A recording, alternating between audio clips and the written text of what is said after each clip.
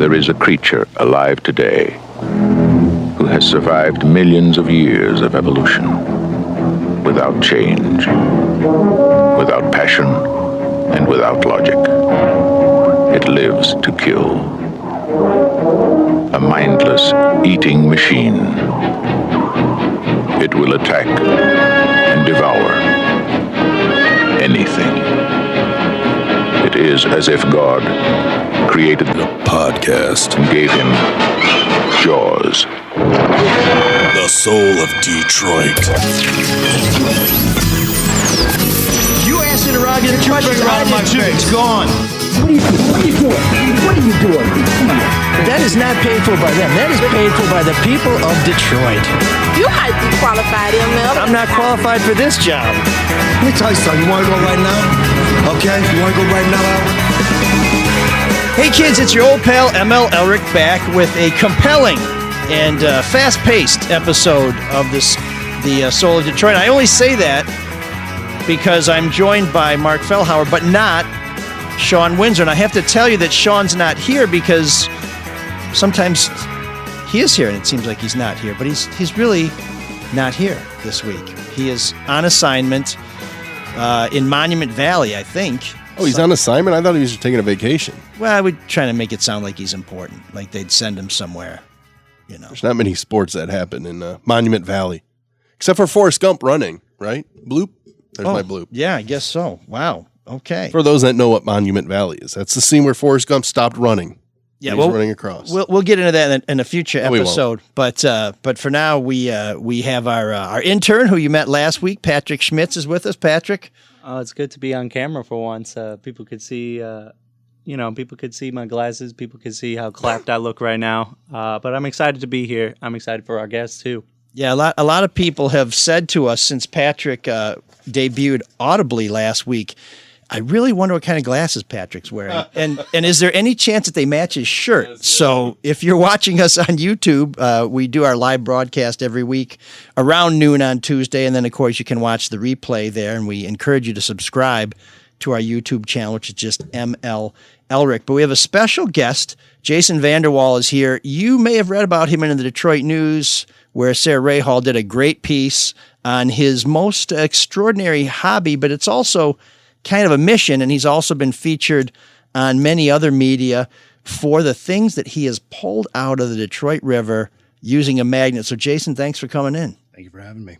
First, we want to tell you a little bit about the people who make it possible for us to be here, and that's a guy named Luke Nowacki, who doesn't do any magnet fishing, but he will pull your retirement out of the murky depths, which I think makes no sense.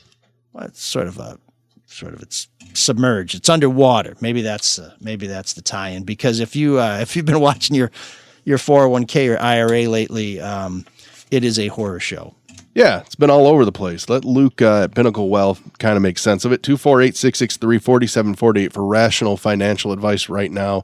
Stocks, bonds, 401k. How do you allocate that? No one knows. No one has any idea. You got to get advice. You got to get a strategy. That's why we use Luke Nowacki at Pinnacle Wealth. Good man. 248-663-4748.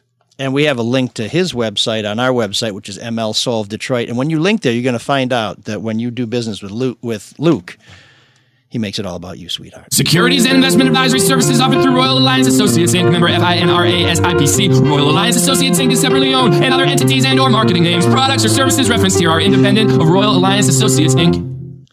And if you're looking at your portfolio, which we encourage you not to do, it's very frightening, and you're thinking, I got to come up with some dough. Well, you may have a lot of dough right around you in the four walls of your home. You can take some cash out of your house. You can refi. Housing market is still hot. If you're going to buy a place, you're going to need someone to help you with that mortgage. Well, that's our friend David Hall at Hall Financial, who has all kinds of great stuff going, as Mark will not only when you get that cash out from refinancing, you can pay off all your other debts, or you can consolidate your debts, credit card debt, student loans, all that crap. Give Hall Financial a call. See what they have because somebody put a fake check through your account and took out a bunch of money. Any movement on that? Yes, I went to the Detroit Police Department. Let me finish the read, and then I want to get an update on that. Okay. So for those that don't know, ML was trying to be you were scammed, right? An attempted scam, the worst attempted scam. No, somebody else was scammed, but the check was written to me, and they cashed it. And then when the bank that the check was written on realized, oh, this isn't a real check, They took money from you. then they came to me. So yeah, so I guess my bank was scammed and a business was scammed, and somehow I ended up holding the bag. So that was great. Well, you certainly won't be scammed by Hall Financial. No. They have a cash out refinance. You can consolidate all your debt into one manageable payment. You can get your cash out refinance in as little as 8 business days. They have over 5,000 5-star reviews. Get started on your cash out refinance right now. Unlock thousands of dollars. 866-CALL-HALL or go online, callhallfirst.com. And when you call Luke and you call Hall, let him know that ML sent you. We're going to talk a little bit about the Caju Cafe when we get into room 7609. It is the pride of the East Side. It's the place where you can go for great food, great music, and a great time. For more on the Caju Cafe, go to cajucafe.com. A little later in the show, we'll tell you about all the great acts that are going to be there this week, including, well, I'll tell you about that a little later. So stick What a around. tease. I know, people are at the edge of their seat. And we'll tell you a little bit more about the scam and the progress of my investigation, my pursuit for justice, a little later in the show as well. So don't go anywhere. Not that you're going to want to go anywhere, because Jason was talking to us a little bit about how he got into this magnet fishing before we came on the air. And it's a fascinating story. And he brought me a little souvenir here. If you're watching us on YouTube, you can see it. It is a button from General MacArthur's 1948 campaign for president, which didn't get much further than the bottom of the Detroit River. But that is not, by a damn sight, the most interesting thing you found. No, not even remotely. So tell us a little bit about how you got into it and what kind of things you're pulling from what I feel safe to say is murky depths. And what it is. I mean, for those that don't know what magnet fishing is, although it sounds kind of self-explanatory. Yeah, we're trying to catch steelhead and pike with a big magnet with a hook stuck in its mouth. Yeah, we're pulling it in. No, magnet fishing is using a large neodymium magnet in order to pull in the trash and debris from the bottom of any waterway. It's really picked up in America in the last few years. It's been pretty popular in Britain and Europe for, 5 or 10 years. About 2 years ago, I saw it on YouTube for the first time, thought it looked like it'd be fun for my daughter and I to get out and do it, and we bought a couple magnets. Actually, I made her first magnet out of a couple speaker magnets, and it didn't work at all. Ordered my first magnet from Rogue Magnetics. It was rated for 1,200 pounds, and I just started pulling stuff out of the river and the lakes in Livonia through Hines and the different lakes. We really started enjoying it, so my daughter talked me into creating a YouTube channel. And it's a smart kid. And well, she was what, 7 at the time? She was 7 at the time, and kids are obsessed with YouTube. That generation, that generation knows how to monetize. So we did it. We created a channel. We were originally called Avery and Dad Adventures. After about a year, she didn't really want to go out in the cold. She didn't want to go out when it was raining. She was only appearing in maybe 1 out of every 5 or 6 episodes. So we decided to change the name to the Motor City Magnet Fishers. And we've been having fun ever since. And where can people find those videos? YouTube under Motor City Magnet Fishers is the best place to go. We're also on TikTok, Instagram. You can find us just about everywhere except for Twitter. So, when I think of a magnet, and maybe it's just because I watched too many cartoons as a kid, I think of this horseshoe-shaped thing that's got red paint at the bottom, and it can pick up everything from Elmer Fudd's double-barreled shotgun to a spaceship.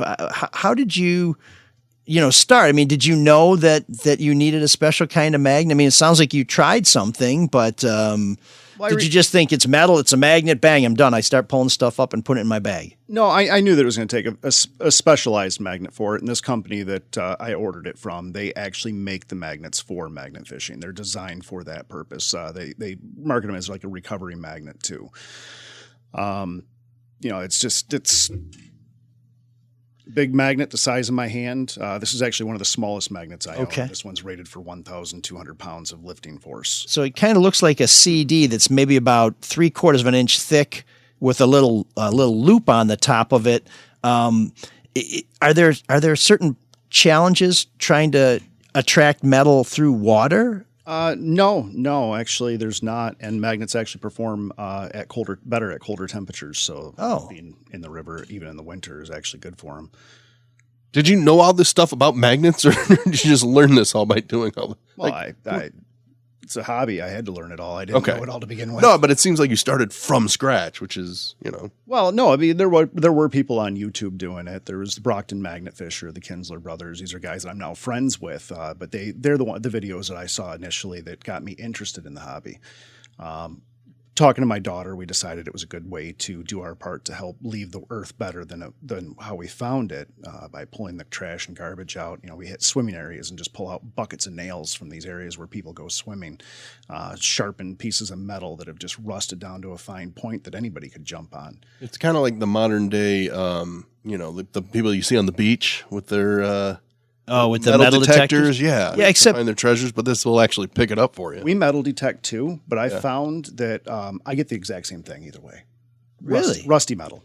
Okay. Yeah, it's all rusty metal. You got to have some metal in it. But this is something that some of us like. When I walk on the beach in Muskegon, I can't help picking up the flotsam that's there and bringing a bag and taking it home. But we see this where people are scaling Mount Everest now, not to necessarily climb Mount Everest, but to take the trash and the dead bodies down. And we're hearing that in orbit, there's junk circulating that's going to wipe out satellites. And then Lake Tahoe, there was a big cleanup, and they found a drum with a metal drum with a body in it. That wasn't a big cleanup. That was just to lower levels of water in the lake. But but I mean, they found all manner of things, and I think people are starting to understand that we can't keep throwing shit in there without doing some damage. So this is kind of a hobby, and also a little bit of some good citizenry. This hobby really opens your eyes as to what the bottom of our waterways look like, as to how horrible we as a species have been to our planet. We do use an underwater camera during the months of the year where you can actually have enough clarity to see the bottom of the river. And, the amount of stuff we pick up with the magnet is nothing compared to the amount of plastic and glass and other stuff that's down there.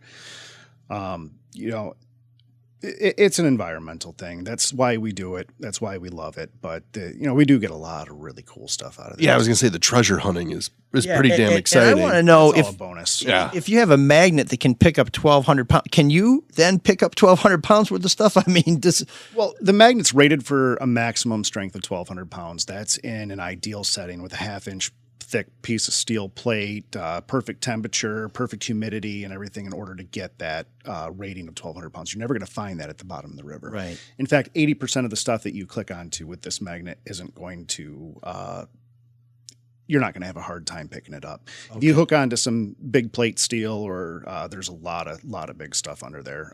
Some pieces of cars, rear axle, you're probably not going to pull it up. So you're not using like a winch and a pulley to throw the magnet out there, and then you're cranking in, this old Packard or anything like that. No, I do carry a 4,000 pound come along. I'm sorry, a 4-ton come along, because the magnets do get stuck pretty often.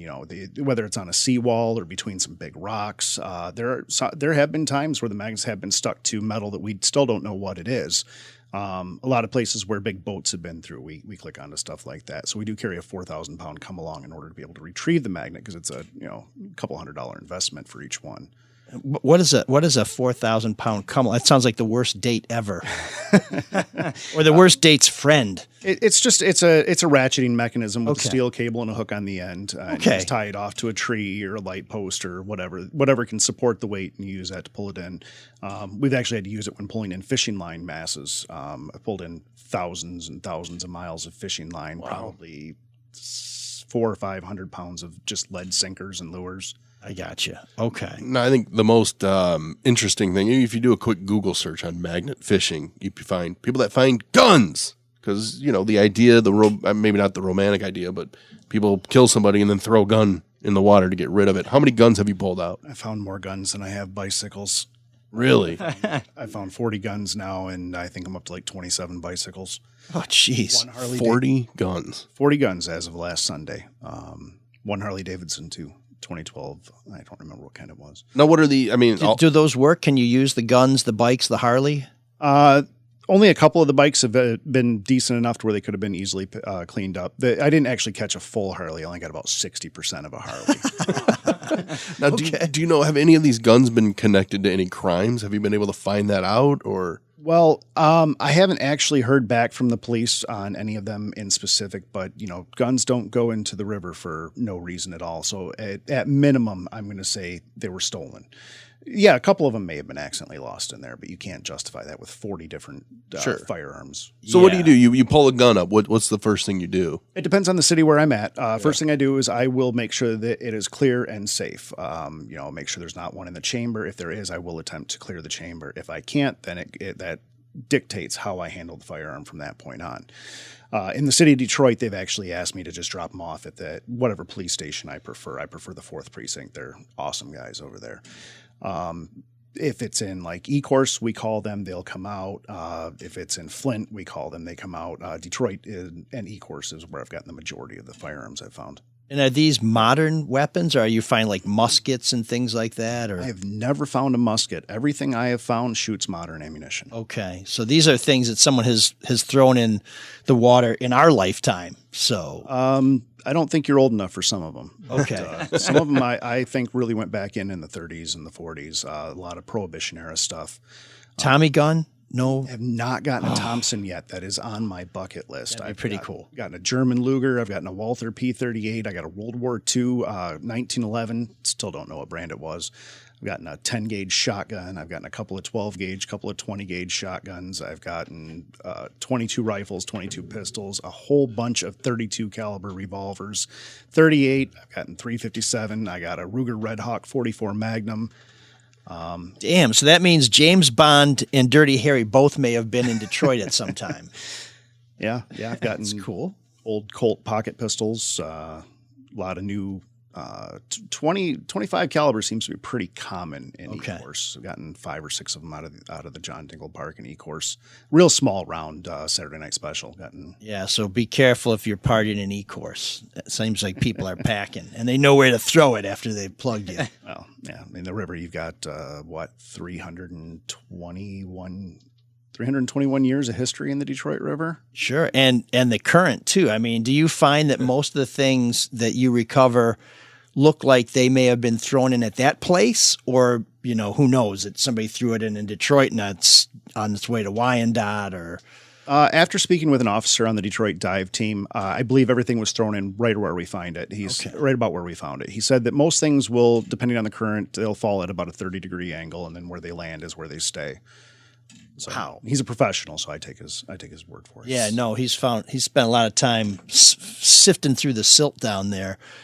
What other things have you found? I mean, this political button, which I have to tell you, is in remarkably good shape. I had a flood in my basement, and I had a button from the 40s that looks a hell of a lot rougher than this does. Well, a lot of things that get buried in silt and the gunk at the bottom of the river tend to last a lot longer because they're not being exposed to oxygen that's in the water. Things that sit up on top of the silt or in rocky areas don't seem to last as long. So dating when something went into the water is pretty hard. You just kind of like that. Luckily, that has a date on it. Yeah, 48. 90% of the stuff I pull out does not. I got a Federal Mogul boat propellers sign. Found out it was from the 40s or the 50s. Okay. Only one other one like it's been sold on the internet, sold for $650.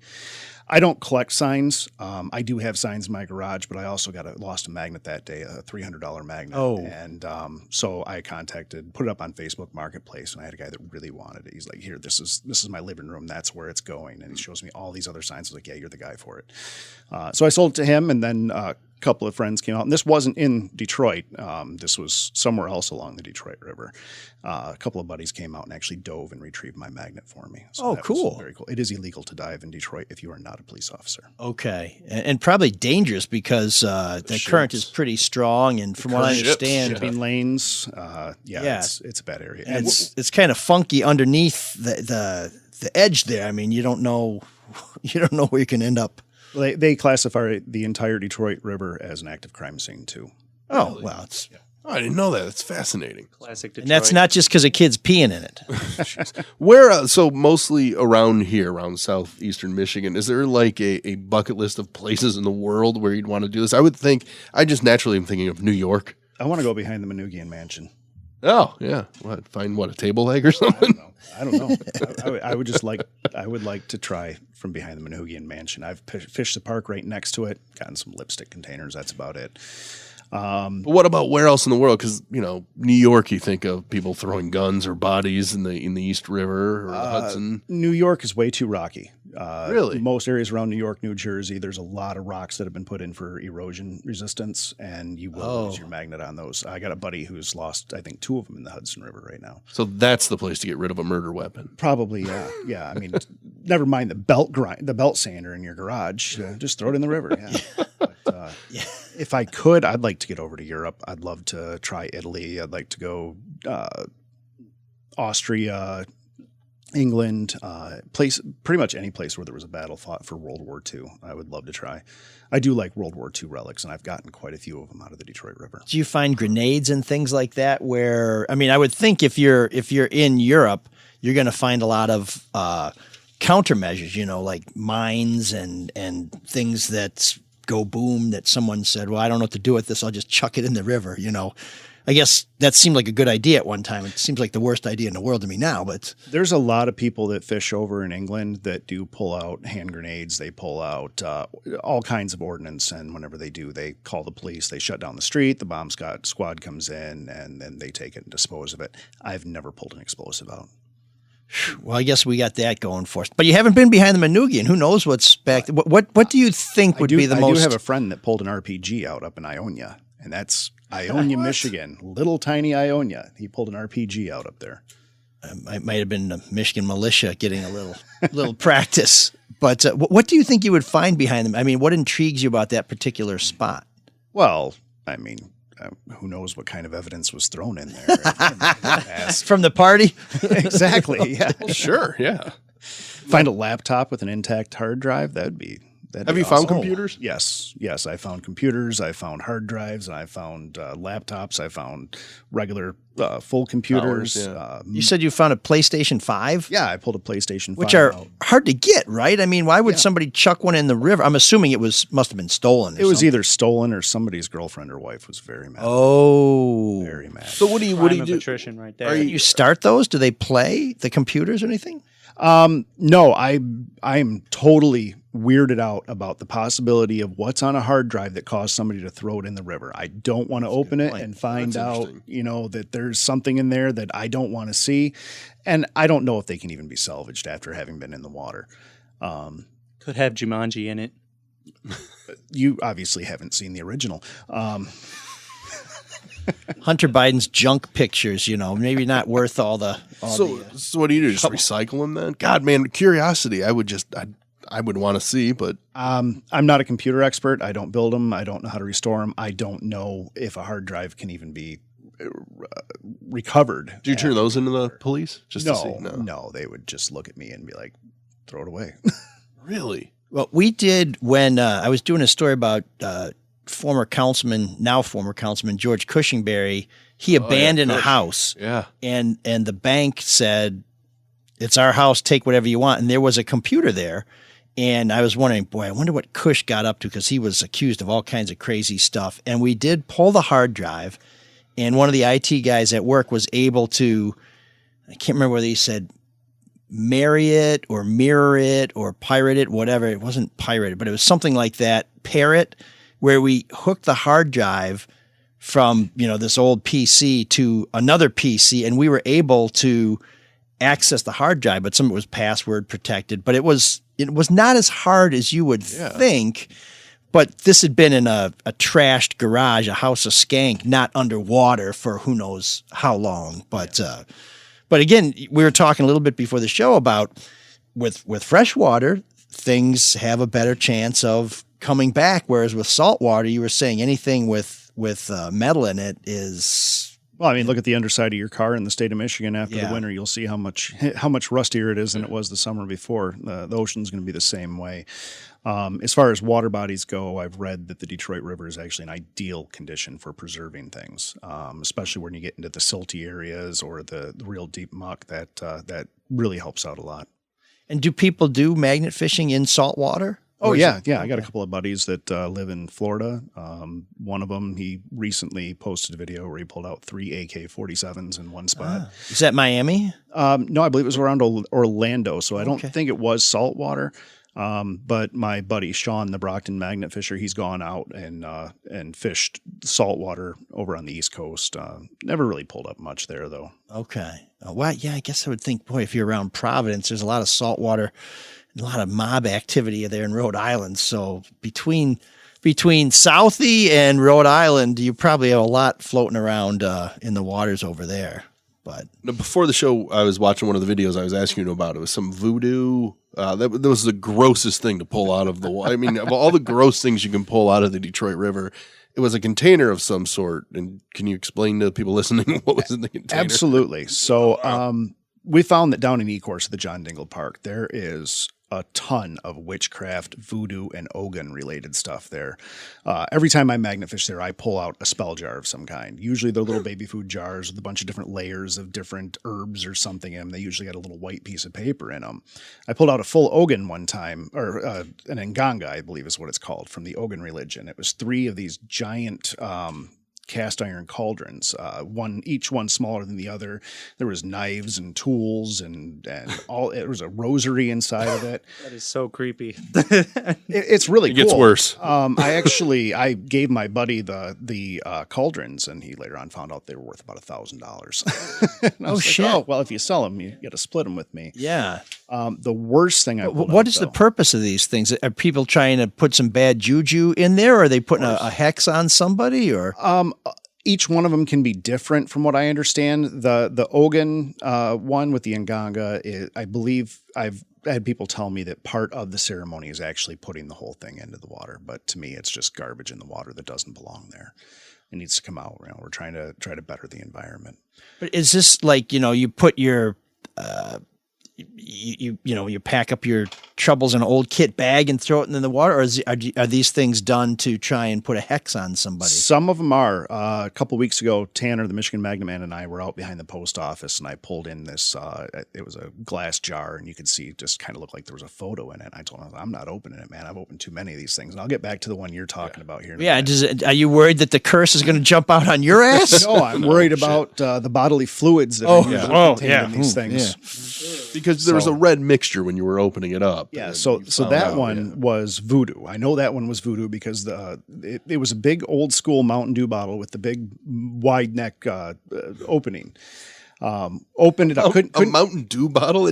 I don't know much about the religion, but that doesn't seem like the right artifact to do your Code voodoo. Red. But I don't know. Yeah, no, this is way older than Code Red. This is 90s. Okay. And, I couldn't get the lid off, so we had found this junk knife, and I used that to cut it open, and then just the smell that punched me in the face. God. It was like, it smelled like hot sauce or something that had gone bad. Like there was salsa in it or something. I cut it open and these 9 knives fall out. 3 of the blades are burnt black. The other 6 all have inscriptions on them. Like names or just runes? Like just, remove all evil forces that are blocking me from winning the lottery. I'm serious. Oh, really? Yeah. Wow. Stuff like that, or people that owe me money. I think one of them said, remove all evil forces that got my brother wrongly convicted. And then there are names on them, which I don't want to. Sure. Was one of them Shawn? No, every one of them had 2 names, and they were always the same. And Windsor? Shawn Windsor?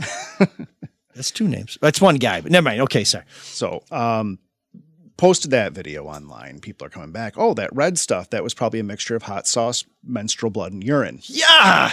And so totally grossed out. Wow, I put that shit on everything. That's different hot sauce. A couple months later, we're hosting the first Get the Motor City Magnet Fishers cleanup event in E-Course, and Zan from the YouTube channel Venture to Low pulls in a Mountain Dew bottle. And he's like, oh, I wonder what's in it. I looked at him, I said, it's going to be 9 knives. I said, go dump it out on the grass. Don't open it near me.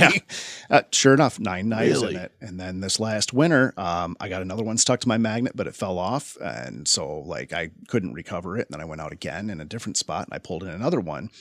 And a friend of mine from the Ecorse Creek Conservancy happened to be standing there watching, and so of course I had to open it. I didn't want to, but I did, and sure enough, 9 knives in it. 9? What is it about the number 9? I don't know. It's 6 upside down. I don't know. Now, July 16th, you're doing another cleanup, right? Knee course? Yes, July 16th, we are doing the second annual Get the Motor City Magnet Fishing Cleanup event. We have raised funds from the magnet fishing community all over America in order to be able to purchase 50 magnet kits to give out to children between the ages of 5 and 15. If you know nothing about magnet fishing or fishing in general, you'll teach them? Yeah, absolutely. That's what the event is about. We got magnet fishers coming in from all over the country. Last year, we had them from Wisconsin, Indiana, Michigan. This year, it looks like we're going to have people coming in from even farther out to help out with it. It's an event to get the kids outside, get them doing something that's good for the environment and something they're going to have fun with.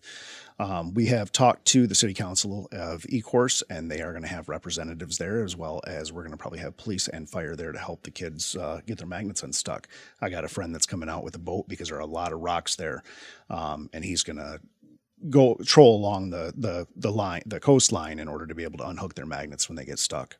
And what do you tie the magnet to? Because I'm thinking fishing line is not going to cut it, but you're probably not putting it at the end of a steel cable either, are you? No, I use a climbing rope. Okay. Rated for about 5,600 pounds. Okay. Wow. Now, when I think of things lost in water, I naturally think of cell phones. You must get a bunch of cell phones. I don't get as many as you would think. I was thinking virginity, but I guess our minds are in different places. You'd think I'd get more, but there's not a lot of touristy places around Detroit where people are holding the phone over the railing and taking a picture like there are in other countries. We don't have cruise ships or anything. No, so, yeah. no. Could you get into Cedar Point? I would think there'd be a bunch in Cedar Point, that crappy water there. There could be. I want to go, and I emailed them the Greenfield Village. Oh, yeah. The water there, that one that's just black and murky and full of catfish. I want to do that and try to pull out any cell phones and garbage people have dropped in there. Best phone I've gotten so far was an iPhone 7, and no, it didn't work even after spending a week in Rice. I didn't actually use Rice. I used the silicates. Yeah. Wow. And when you get these kids doing this, it's not only a way to get kids out and connect them to the waterfront and get them under the sun as opposed to in front of a screen, but I imagine part of your goal is if these kids stick with it, that's that much more junk we pull out of the water. It's not just that. The reason we did it was because of the pandemic. The first one, my wife had the idea. This was all her brainchild, was to get the kids outside because they'd been cooped up for over a year at that point in time. But also because of the knowledge you gain and just the understanding of when you're pulling in this stuff with every throw, you're pulling in garbage and you start to understand what we're actually doing to our environment. So this gives the kids kind of a leg up on not littering, not throwing garbage in. And how would you say that this has changed your life? And I don't want to get too grandiose here, but you spend a lot of time doing this. I mean, what were you doing before where you're like, no, this is more important to me. This is, what does this all mean to you? For me, it's become an obsession. You can ask my wife. Does she regret her decision to get you out there? She has. Not sporting an obsession. I'm sure she has.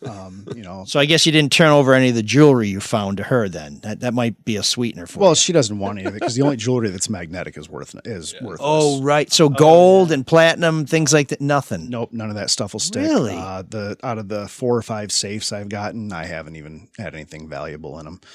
Did you have to crack them or were they already open? One up in Flint, we had to crack open, but I think it was already open, and it was rusted shut. Okay. All the rest of them, the doors were gone. So these guys with metal detectors and these women with metal detectors, how are they finding jewelry? Because they're digging it up. They're getting the signal where they can actually reach it. The magnet's not going to pick up anything that's non-ferrous. It's only going to pick up ferrous metals. So what do those ping on then? Not all metal is magnetized, right? No. Oh, There's ferrous and there's non-ferrous metals. Ferrous metals will be attracted to a magnet. That'd be steel, iron. So that's what you get. Okay. Yeah. And the metal detector guys, they have a wider spectrum of stuff they can figure out? All metal. Well, yeah, a metal detector will pick up all metal. It'll pick up gold, platinum, silver, steel, zinc. Okay. Pretty much everything. So if you get some jewelry, it must be like a watch or something with a backing on it, or I've gotten a few watches. I did get a big wad of necklaces too. Okay. One of them was not magnetic, so we're not sure if that's something that could be valuable, but they were all old costume jewelry from like before the 70s. Oh, wow. Okay. So probably stolen, and then it's not gold, silver. Throw it in. They just get rid of it, yeah. Yeah, ditch the evidence. Damn. So what's the protocol going to be at this e-course event if you see a kid pull out a Mountain Dew bottle from the river? Run. No, just no. If we know that those bottles do have knives in them, so if a child does pull one in, obviously we don't want them opening it. The other thing about the cleanup and everything is we have enough adults there, we have enough seasoned people there that if a child does pull something in, we do a little safety instruction before. If you see something that looks like a knife, don't touch it. Let an adult take it off for you. We also provide gloves to the kids so they don't get poked and cut and scratched. And this year we'll actually be able to supply gloves to the parents too, so that they will be able to handle the magnet without getting hurt themselves. So, Jason, give us some quick tips on what aspiring magnet fishers should know, and then let people know where they can find out where you're doing what you're doing and how they can get involved on July 16th out there in E-Course. Absolutely. Anywhere there's water and anywhere people meet water, you're going to find garbage. You're going to find something in there, whether it's just rusty nails, railroad spikes, or, guns, knives, motorcycles, signs, who knows? There's always something in the water, it seems like. Some areas you don't find anything. Like I went magnet fishing up in the Pine River by Cadillac. Got absolutely nothing. It was one of the greatest trips I've ever had. But July 16th at the John Dingle Park in Ecorse, Michigan, we are holding the second Motor City Get the Motor City Magnet Fishing Cleanup event. We would love anybody that's interested in magnet fishing to come out. We're going to be giving out magnet kits to the children between ages of 5 and 15. If you're over 15 and you want to just come out and watch, you can come out. We'll probably hand you a magnet and let you play with it for a little while. If you're a magnet fisher that's around Michigan or anywhere else and you want to come out for the event, please do. We want to get as many people out there as we can to clean up as much garbage as possible. And where can people watch your videos? YouTube. Check me out under the Motor City Magnet Fishers. We're also on TikTok, Instagram. I post on Reddit daily.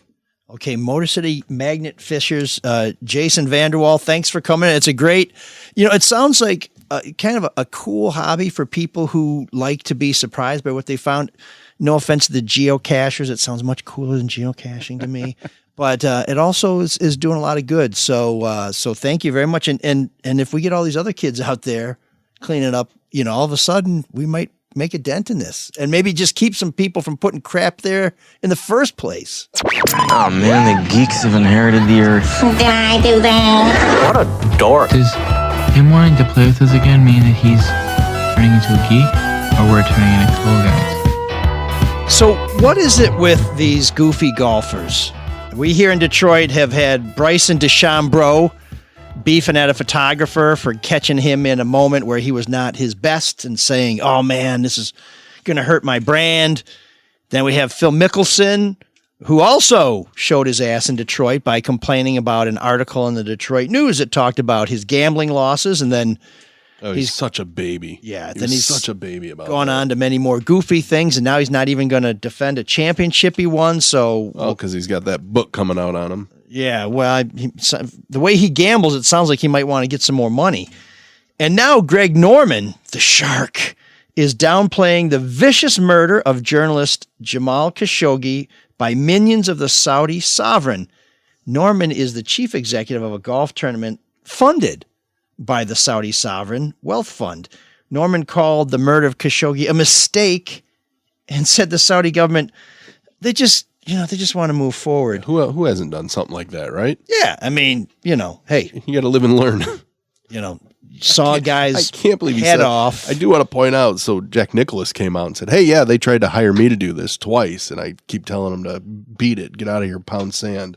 Well, and I think these are the same guys who may be involved in Mickelson's latest screw-up where he was talking about how, the PGA this and trying to get people over there, and then Saudi Arabia is trying to sports wash some of their bad civil rights and humanity issues by being very active in sports. They've done it with soccer already, and now golf is the next step. Yeah, I guess, now that they're letting a couple women drive, it's all better over there. Well, this whole notion of trying to move forward, I think Khashoggi would probably like to move forward too, but it's kind of hard when somebody sawed off your legs. So, Greg Norman, you didn't often win the big game. You kind of had a reputation for choking at the end. And so here's a winner for you. You're our Geek of the Week.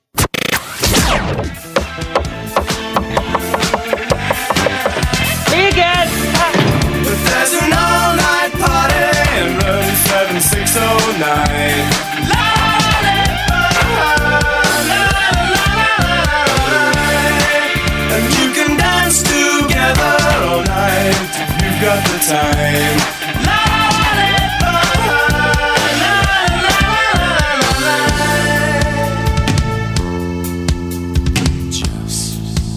So, do you remember when your whole life revolved around the mall? That's where you're going to go try and find other kids. That's where you were going to go and do all your shopping before they all started shutting down and being turned into.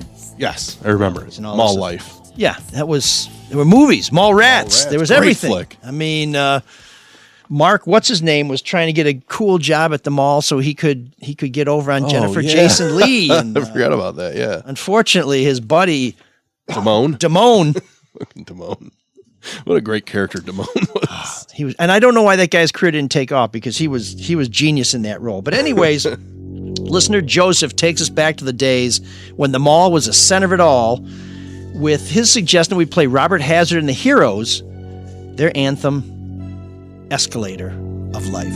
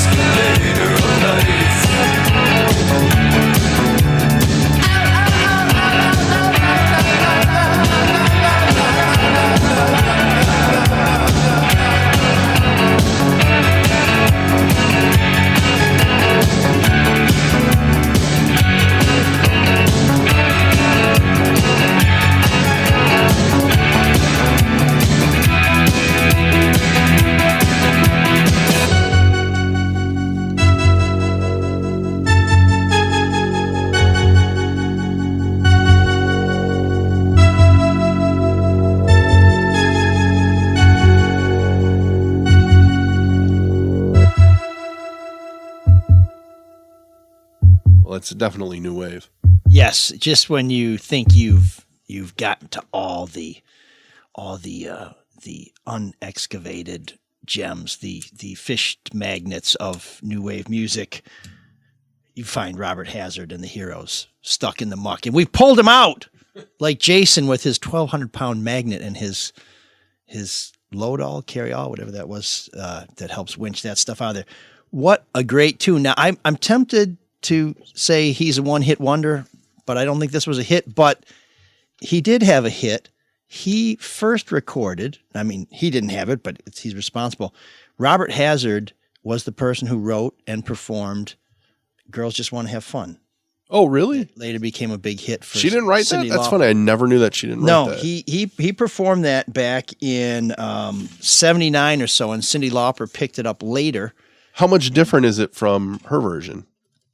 You know, I don't know. I mean, I'm assuming it's a lower octave, or two, but I don't know. That's a good question. It just, and I don't actually feel a lot of crossover between "Girls Just Want to Have Fun" and "Escalator of Life," but that could just be because of the way Cyndi Lauper performed. She's such a distinctive, with that sort of Betty Boop voice and everything. This is it. I just want to hear it.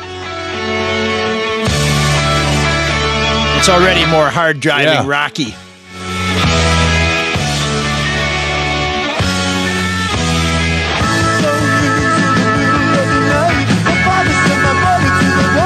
The lyrics sound different. I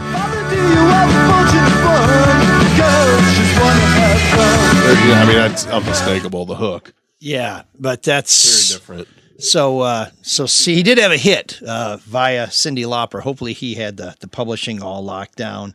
But great new wave tune. Got that danceable beat. It really speaks to the times when that was where we went. It also has a little bit of that new wave cynicism in there. Where is that what you love about new wave?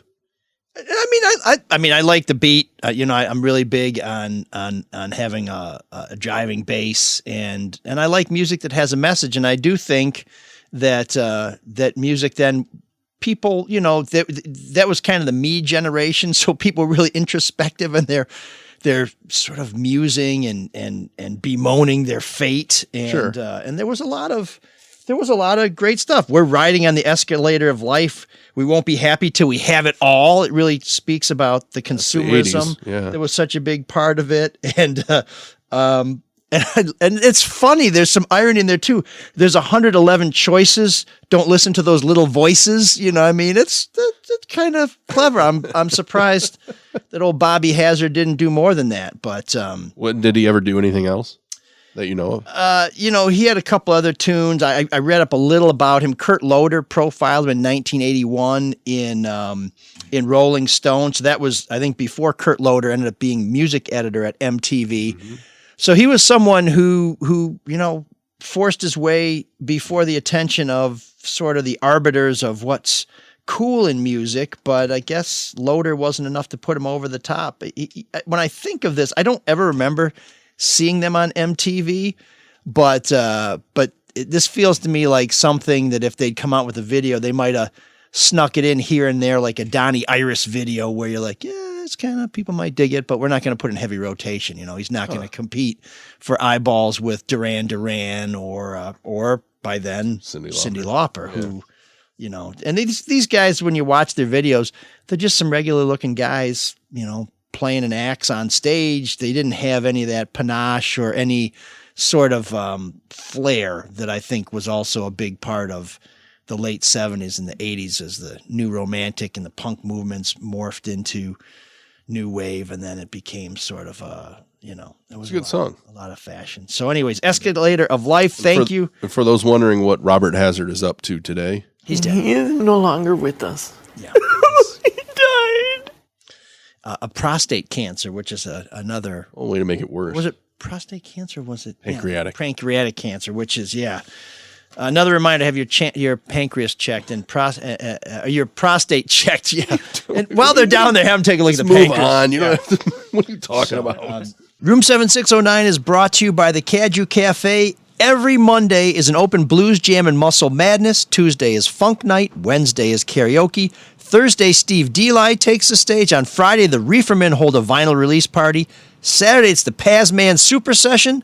Sunday, Dan Devins and the Blues Delegates play a late afternoon gig before the Funk Brothers tribute begins at 7. For more, visit cajucafe.com. And we also want to thank repeat donor Bryant, who continues his generous support of the show. And Bryant, keep your eyes open for a message from our intern Patrick, who will help us launch our new Swag for Supporters campaign. He has gone through and inventoried all of our swag, which we're trying to figure out how we can make it available to those of you who are missing out on our hoodies, t-shirts, long sleeve t-shirts, hats, sweet 7609 keychains, and all of this stuff. More on that soon. But if you've been a supporter of this show, we're going to be reaching out to you this summer to say, what can we do to say thanks and offer you a few premiums that we will be happy to send you at our expense, because we really appreciate your support. And if you'd like to get in on that campaign, it's really not that hard. MLSoloDetroit.com, little donate button, take it right to PayPal. Did you ever set up Venmo yet? That's another summer project. I'm just going to ask you every week. We will be working on that one. Usually I'm on the receiving end of those kind of questions, so I like asking other people. I'm trying to time the Venmo donation in right at the same time that we'll have our monthly recurring donation program set up. So I think we may want to Touché. We may want to synchronize our Gregorian calendars there. And smart people like Bryant figured it out anyway. Oh, Bryant, he's way ahead. The only stupid thing I've ever heard of Bryant doing is listening to this show every week. Okay. Wow. And a way to pick up the Shawn role. But we're gonna, of shitting on the show. Yeah, I'm back from Devil's Tower. Looked a lot like ML. It wasn't an invitation to do his impersonation. That was more of a homage. We appreciate if you subscribe to the show, share the show, rate the show, love the show. And when you subscribe to our YouTube channel, that really helps us out. That's ML Elric on YouTube. That will send you an alert when we go live, which is always sort of a mystery to us as well. And if you've missed the live broadcast and you want to check out cool guests like Jason, see what kind of magnet he uses, what kind of stuff he pulls out of the bottom of the river, you can always watch the replay of the shows there as well. Not a ton of feedback this week, although we did receive a lot of great suggestions for Room 7609. Not just listener Joseph, so we will be getting to those in upcoming weeks. And we still have a great playlist from DJ Dan from the City Club, the good old days, and we'll be working through those. So please keep those suggestions coming. And Patrick got a chance to get on the mic last week. I'm wondering, we haven't had too much feedback on what people think about the newest edition of the show. But I asked Patrick, how he's settling in, and you had a lot to do the first week. You got boxes of crap to sort through. I mean, boxes of very valuable branded merchandise to sort through, and you did a great job tracking down our magnet fisher. Oh yeah, no, it was actually a lot of fun, like just talking back and forth between you and Jason. That was actually very enjoyable for me. I have to shout out my Professor Lowenstein, who was pivotal in basically teaching me most of the stuff that I needed on how to track people down. And me and Grandma had a lot of fun folding the merchandise. It's folded? Oh yeah, no, I took inventory, I counted everything out, and then I kind of like vacuumed stuff because there was it was like just, I didn't want it to like be put around in a messy spot, so I vacuumed them around. Wow. And then we folded and then organized them in order from smallest on top to largest on the bottom. So there's a bonus. Grandma got her house vacuumed. We got our clothes folded. Well, Grandma got my brother's bedroom vacuumed because my brother is out in the UK right now. So. Okay. Well, you know what? I should thank her for helping me fold. So maybe I will just vacuum the rest of the house.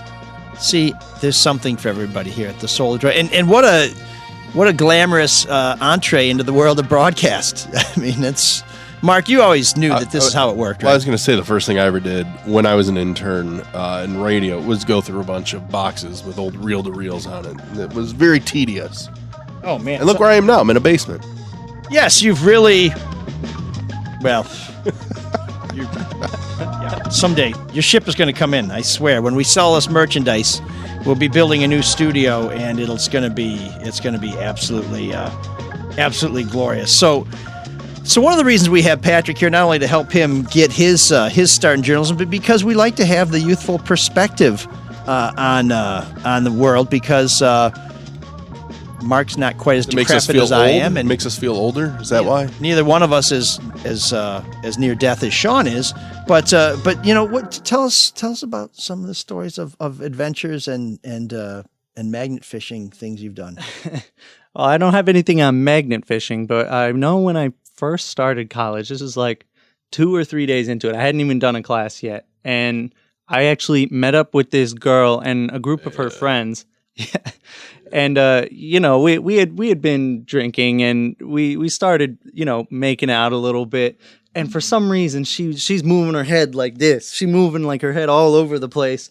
And I'm just like... He's going back and forth, folks, so we don't get the wrong idea. I'm just like, settle down for a second, and she will not stop moving her head. And all of a sudden, something gets into my mouth, and I thought that it might have been leftover food that might have been in her mouth or something. Hey.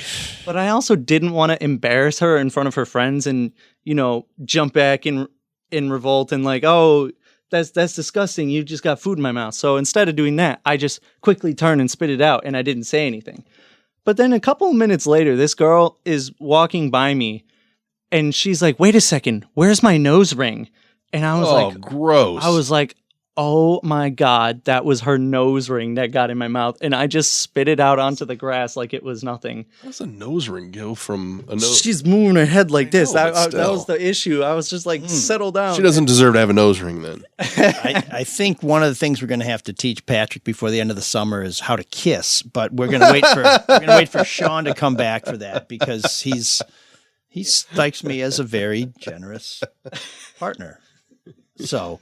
Wow. And but you're very much a gentleman. You're making out with somebody in front of all her friends, but you didn't want to embarrass her. So yeah, I didn't want to like upset her or make her look bad. I really did not think that it could have been a nose ring, because truth be told, it was kind of dark. I didn't even notice she had a nose ring. So wow. So Professor Lowenstein, you didn't want to interrupt what was going on. Everything either. you know. Yeah, of course. I'm a gentleman. I wouldn't want to. You had momentum too. Yeah, I mean, it was like in the middle of the street. We were on the sidewalk, and I just had her picked up, and she's so weird. So did you find the nose ring? No.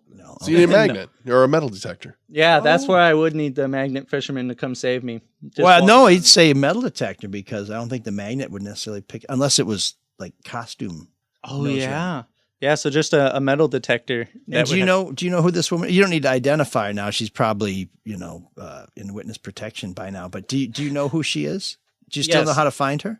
Yes, I do. And you can come within 500 feet of her. For now. Last I checked. Okay, so maybe we can send her a ML Soul of Detroit keychain as a to make up for the missing nose ring. Yeah, she's still mad at me for the nose ring. Actually, she still blames me. We may have to throw in a hoodie. So we'll have Patrick working on that, and he'll give us an update on how that is going before the end of the summer. And I'll give you a little update as we teased at the beginning of the show on my my victimhood, where this this check was written on a place, a dental shop, in my name with my address on it. It was cashed at a bank. The bank handed over dough for this that somebody knew where I banked, apparently, was able to pass themselves off as me, and you'll find out why I'm laughing in just a second. They got the loot, and then after 3 months, the bank that the check was drawn on realized it was fraudulent and went to my bank, which just automatically deducted the money from my account without telling me, hey, by the way, we're going to take some money out of your account, which...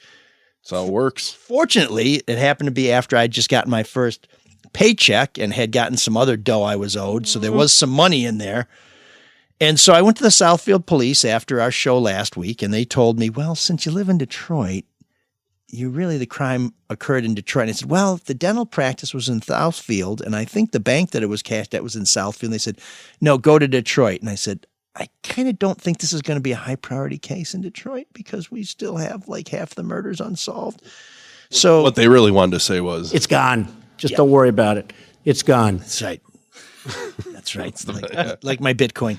So so I did get to DPD earlier this week, and fill out a report, and I had called the dental practice the day I found out about the fraud. And after I left the police department, I got a phone call from a number I didn't recognize. Normally I ignore those, but I answered it because it seemed like a weird number and like not a spammy number. I don't know how you can tell the difference, but for whatever reason I answered it. It was the guy from the dental practice who said, really? Yeah. Who said, oh yeah. Yeah. So you're one of them. Apparently this had happened to them a lot of times. And because it happened so often, they didn't know who all the victims were. So I said, yeah. And we had a great conversation. He said, sorry, this happened. We're victims too. You know, we're trying to get to the bottom of this. We're talking to the cops. That is the dumbest crime. You would think you would know who did it. Well, it just tells me that this dental practice is doing really well because it was $6,000 that just walked out the door, you know? Yeah. But how many people have access to write checks for a company? Well, and that's what I'm not clear on. Is this somebody within the company was writing bad checks, or was it somebody who found out what their checks looked like and what their account routing was number and account number? Yeah. Yeah, and duplicated it somehow. Yeah, probably the latter. So it may have been an inside job, and we're still. I have to have another conversation with this fella. But the best part is he sent me over an ID that I think the police who he was working with had provided him with, that appears to be the person. Oh, really? Who cashed the check? Female? Well, keep going. Who do you think it would be? You know, what do you I'm just think trying to think the opposite of you. And I appreciate that someone would go in there and I would be say a female and it'd be mistaken for me. Well, opposite of you, female, person of color, young, way younger because you're old. And short. Simone probably Biles. Real fat. Yeah, a fat Simone Biles. Yeah. So wow. Ridiculous character we just made up. And she thought she was under a lot of pressure. So here's who it is. It's a guy who is 6'3". Oh, okay. Same height. 310 pounds. Same weight. Okay, close. He's a bald black gentleman with a full beard and mustache. And he lives on the west side. And I went by his house, at least the house on this ID that I was provided, and it's not in a great neighborhood. And I decided I wouldn't knock on the door because if it turns out this 6'3", 310 guy who recently got out of prison was home, I didn't want to encounter him. So we looked him up on Michigan Otis, which is the service where you can find out about people who are in prison in Michigan or recently released and are still under supervision.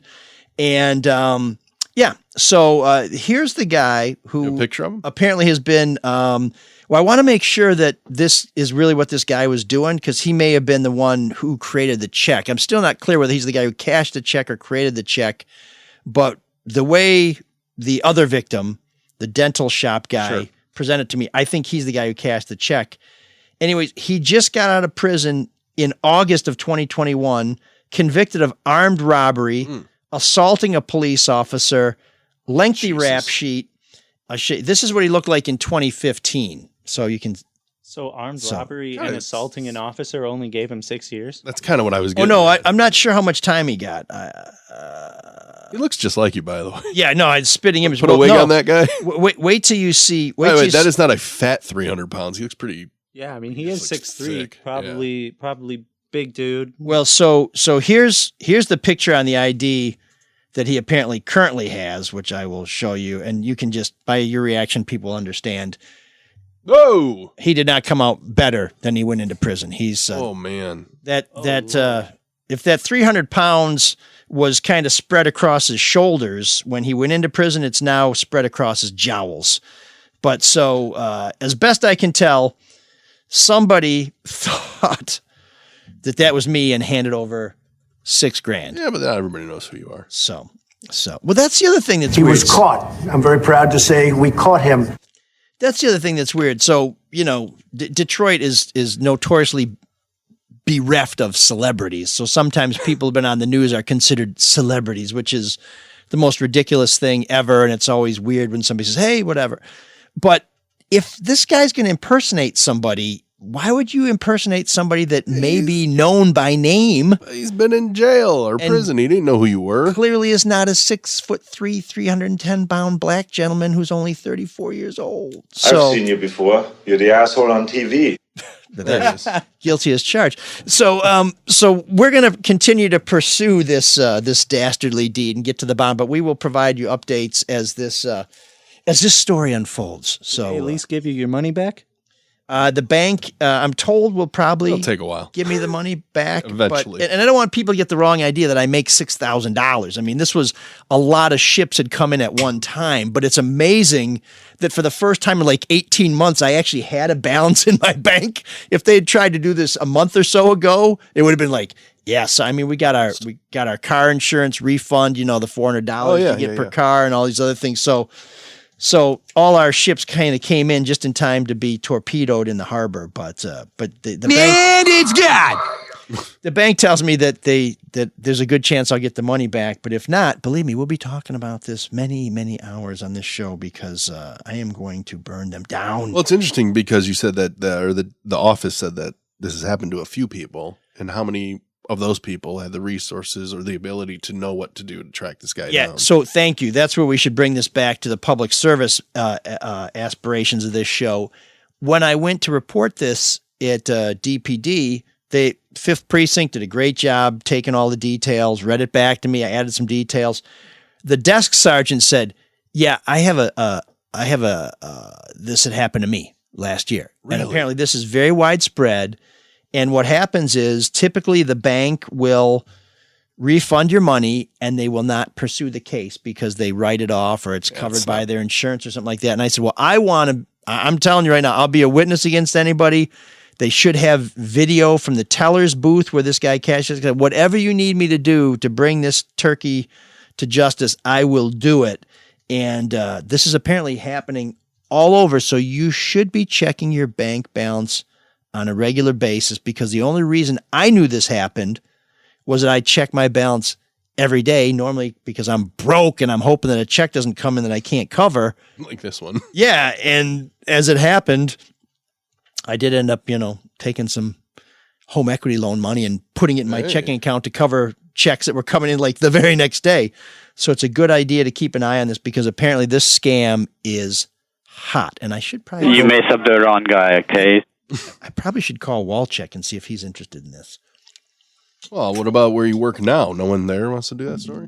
Yeah, no, I think I may talk to, maybe I'll end up writing about it for the Free Press, but I'm going to I kind of like the idea of Rob going up and knocking on the door of a giant guy who just got out of prison for assault more than me. Mm-hmm. So, as much as I love Rob, but so anyways, that's the update on that. And then, I just finished watching the last episode of Succession and then somehow slipped into the Righteous Gemstones. Nice. Which is a dysfunctional family. It's a little funnier, but holy smokes, is every messed up families. That what every show on TV is about messed up families with the next generation trying to take over from the last generation and fighting with this. I mean, I don't watch that much TV, but it seems like every show I'm watching is just a variation on the theme. I like shows that have assholes in them, right? I mean, that tends to get good drama and good comedy. Like Larry David, love Curb Your Enthusiasm. Kind of an asshole, right? I do like people on Curb, but on Succession, I don't like anybody. See, Everybody's horrible. I could not get into people think I'm nuts. I just could not get into. And the Gemstones, I don't think I like anybody on there either, except maybe Eli. Yeah. I feel sorry for Gideon, but you don't like the characters, you said? Well, just, usually when I watch a show, I want to cheer for somebody or identify with somebody. Well, these people are all rich and hateful and... On Gemstones or Succession? Or Schitt's Creek.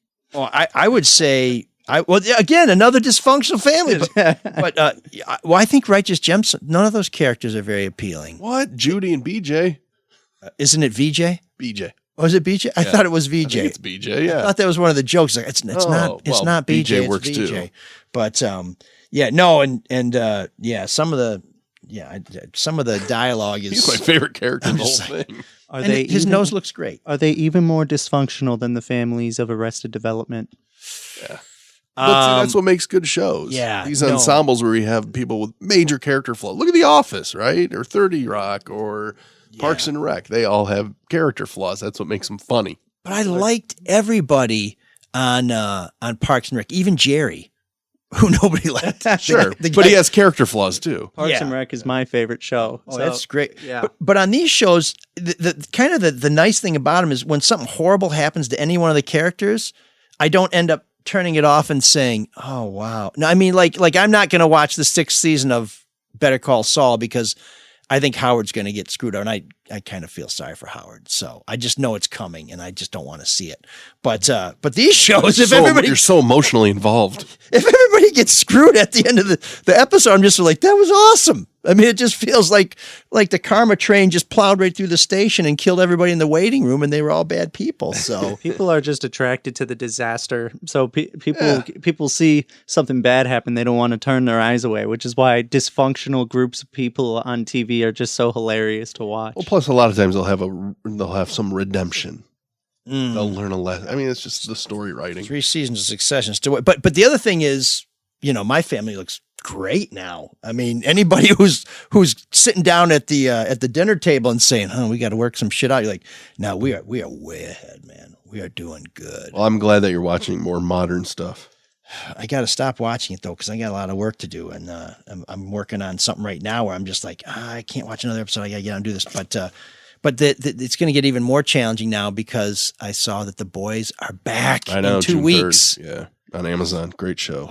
Oh, in 2 weeks? In 2 weeks. Yeah. June 3rd, I think, something like that. Got to mark my calendar for that. So, yeah, and my man from Supernatural is moving over to The Boys. He's going to be Soldier Boy, so I can't wait to see.